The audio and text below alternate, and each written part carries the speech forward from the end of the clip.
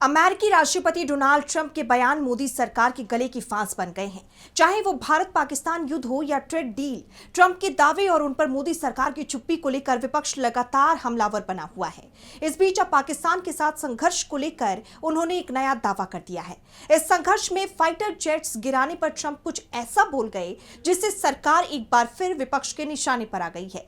तो ऐसा क्या बोले हैं ट्रंप जिस पर घिरी है मोदी सरकार, जानेंगे इस रिपोर्ट में। अमेरिकी राष्ट्रपति डोनाल्ड ट्रंप ने एक बार फिर अपने दावों से अंतर्राष्ट्रीय राजनीति में हलचल मचा दी है। फॉक्स न्यूज को दिए एक इंटरव्यू में ट्रंप ने सनसनीखेज दावा किया कि उन्होंने पिछले साल मई में भारत और पाकिस्तान के बीच होने वाले संघर्ष को रुकवाया था। ट्रंप ने इंटरव्यू में कहा, भारत और पाकिस्तान परमाणु जंग के मुहाने पर खड़े थे। उस टकराव में 10 लड़ाकू विमान गिराए जा चुके थे। मैंने साफ कह दिया था कि अगर युद्ध नहीं रुका तो मैं भारी टैरिफ लगा दूंगा। मैं नहीं चाहता था कि लोग मारे जाएं। ट्रंप ने आगे दावा किया कि पाकिस्तान के प्रधानमंत्री ने खुद उनसे कहा कि उन्होंने कम से कम 1 करोड़ लोगों की जान बचाई है। ट्रंप ने अपनी डील्स का बखान करते हुए कहा कि उन्होंने अपने दूसरे कार्यकाल में अब तक 8 युद्ध सुलझाए हैं। इनमें से 6 संघर्षों को उन्होंने सिर्फ टैरिफ की धमकी देकर खत्म कर दिया। ट्रंप ने अजरबैजान और आर्मेनिया के बीच दशकों पुराने विवाद को भी महज 1.5 दिन में सुलझाने का श्रेय ले लिया। उन्होंने कहा कि ये देश हमारे साथ व्यापार करते हैं।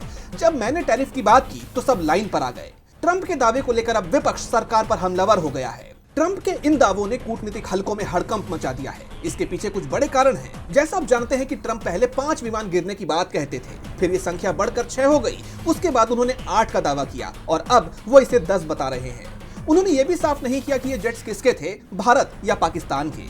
वहीं युद्ध रोकने को लेकर वो 70 से ज्यादा बार दावा कर चुके हैं, लेकिन इस पर मोदी सरकार की चुप्पी विपक्ष को हमलावर होने का मौका दे रही है। पिछली बार पीएम नरेंद्र मोदी ने संसद में इस मुद्दे पर अपनी बात रखी, लेकिन उन्होंने ट्रंप का नाम नहीं लिया, जिसे लेकर कई सवाल खड़े हो रहे हैं। अब ट्रंप के इस नए दावे पर सरकार की तरफ से कोई सफाई आती है या नहीं, ये तो देखना होगा।